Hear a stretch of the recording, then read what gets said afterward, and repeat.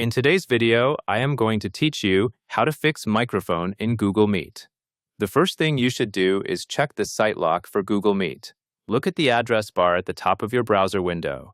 On the left side of the URL, you will see a lock icon, or sometimes a similar security or settings icon. Click that lock or settings icon next to the URL address. After you click the lock or icon, a small menu or panel should appear. In that panel, look for microphone permissions. There should be a setting that is either allowing microphone access or denying it.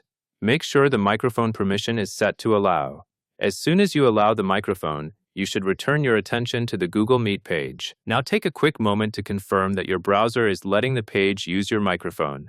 You may notice that the microphone indicator in your browser or in the Meet interface changes once permissions are enabled.